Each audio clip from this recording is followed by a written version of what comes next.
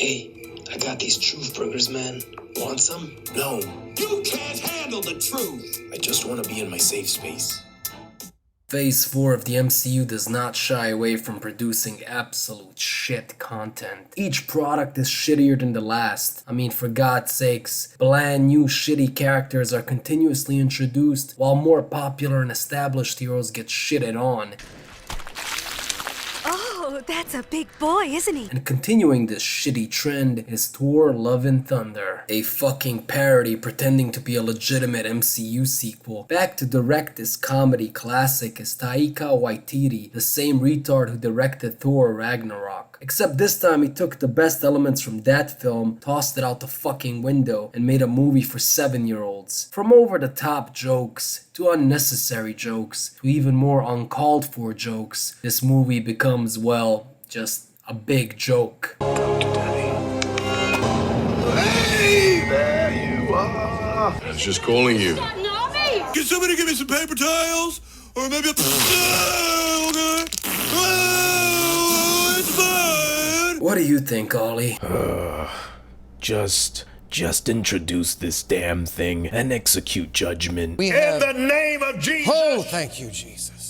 I execute judgment on you. Thor Love and Thunder begins with Gore, played by Christian Bale, wandering through a barren desert with a starving daughter, Love. Despite all the prayers to the god Rapu, Love dies. As Gore mourns, suddenly the god-killing Necrosword calls to Gore, leading him to Rapu. And Gore is just like basically, "Dear Rapu, I wrote you but you still ain't calling.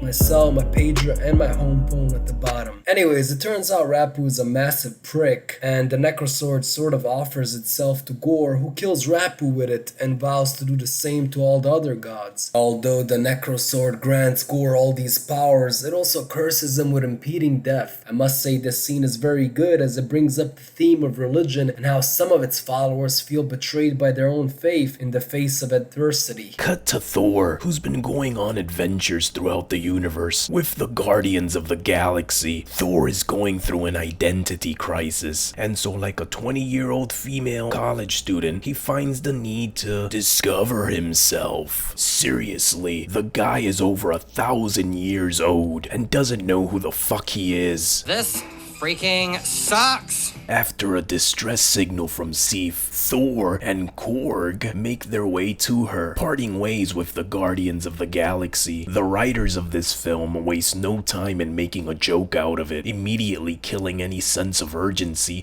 Into the snake that you cannot trust. Really dragging this out. Sif warns him about Gore's next target being New Asgard. Meanwhile, Dr. Jane Foster is diagnosed with terminal cancer, and she seeks Thor's broken hammer, Mjolnir, to heal her. And because this plot needs her to become the mighty Thor, Mjolnir is drawn towards Jane. Apparently, Thor can have Mjolnir create more Thors. What? I wonder why the writers didn't have him do this against Thanos or Ultron or any villain for that matter. You know what? This is bullshit. This is bullshit. Jane's story could have been interesting, but the film makes a parody out of her cancer as well. She doesn't even seem sick or angry about the possibility of dying. So anyways, Thor goes to New Asgard and along with Korg and Queen Valkyrie battle... Excuse me? Did I hear that right?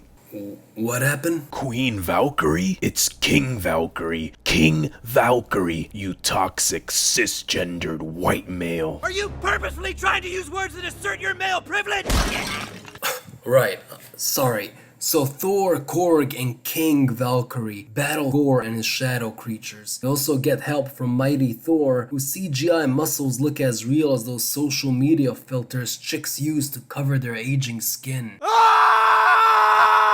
Thor, Mighty Thor, Korg, and King Valkyrie all go to Omnipotent City to warn the other gods and ask for their help. Zeus, played by an overweight Russell Crowe. Oh my god, it's Russell Crowe! Oh my god, it's Russell Crowe! Oh my blah, blah, blah. Why don't you go flush yourself down a toilet, you cunt? rejects their request for help due to fearing Gore's necro sword, which we don't really get because why not just attack him head on as opposed to waiting for your turn to die? Why be so indifferent to his vow to kill all the gods? Why pursue a policy of appeasement? Zeus's role model must be Neville Chamberlain. This morning I had another talk with the German Chancellor, and here is the paper which bears his name upon it as well as mine.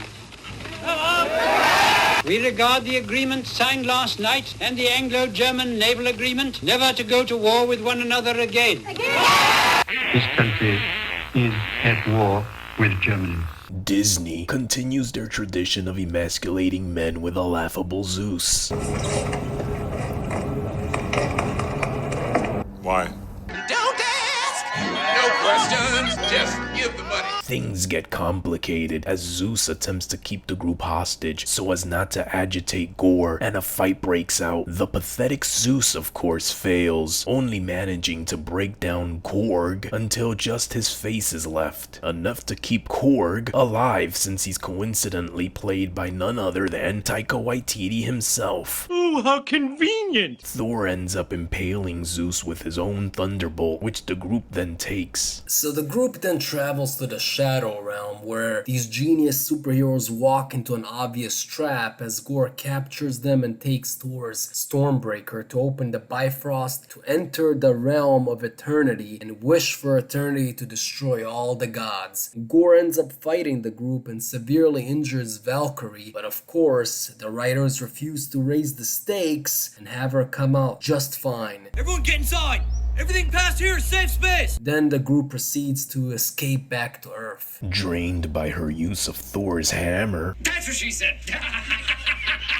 Jane Foster is warned that using it once more will likely kill her. Thor persuades her to sit this one out as he travels back to the Shadow Realm, where he finds the kidnapped children and somehow gives them the power of Thor to fight Gore's creatures.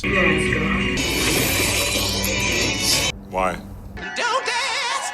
No questions, just give the money. Of course, because the MCU is obsessed with baiting and switching us to oblivion, Jane Foster senses that Thor is not woman enough to win this fight alone, and so in comes the mighty Thor to save the day. She's a hero.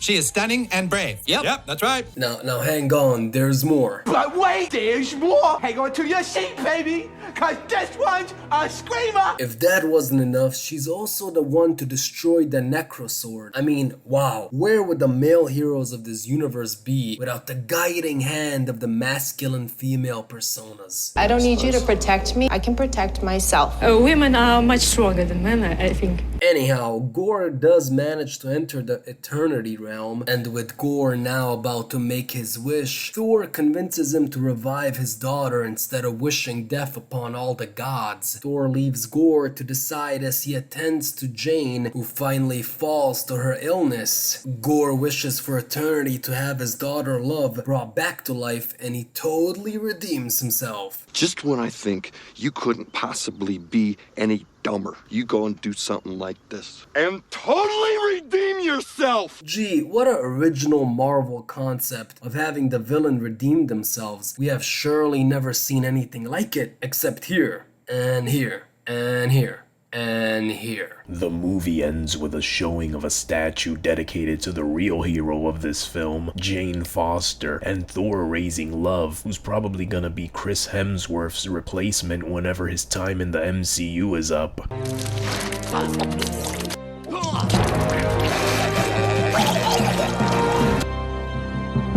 We also get a couple of after-credit scenes of Hercules being told by Zeus to get revenge on Thor, and Jane Foster entering Valhalla, which is quite corny. I mean, is it really necessary for us to get a look into the afterlife too? Might as well show a clip of Tony Stark being fed fruits in heaven by beautiful women. That concludes this movie. Oh boy, where to begin? This whole thing fucking sucks. I mean, this is the biggest pile of shit. How about the part where Thor is shown as an emotional pillow? Throughout the entire film, he's simping for Jane. Or how Thor remembers the exact amount of time that has passed since he last saw Jane. What's it been, like 3, 4 years? 8 years, 7 months, and 6 days. How pathetic. I mean, compare that to the confident Thor of the first film, and unsurprisingly, Jane's and Thor's relationship was strongest then because it accurately portrayed how a mortal woman would look up to a powerful, almost immortal god. Now we just got Jane being a powerful man herself, hence the name Mighty Thor, opposed to female Thor, because apparently using the word female in 2022 America is like using the F word in Mike Pence's house. Hell, they even had female Thor. First off,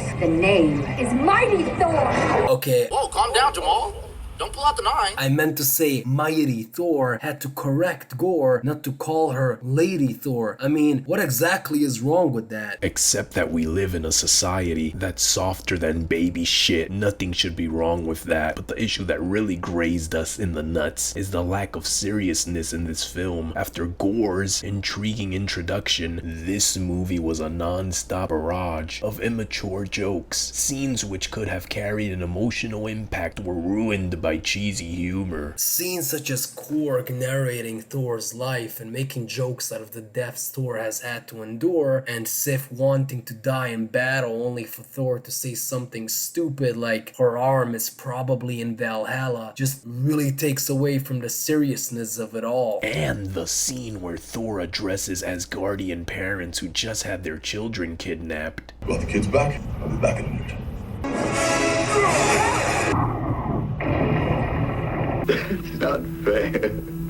Or Thor jokingly addressing the kidnapped children just really makes a mockery of a good and scary premise, takes away the intensity of the moment. Or Thor's axe being jealous. I mean, seriously, what the shit? Or Thor giving beer to his axe. Stop it, just stop it. Enough is enough! How can we take any of this seriously when it doesn't take itself seriously? If Taika Waititi did Titanic, it would go something like this.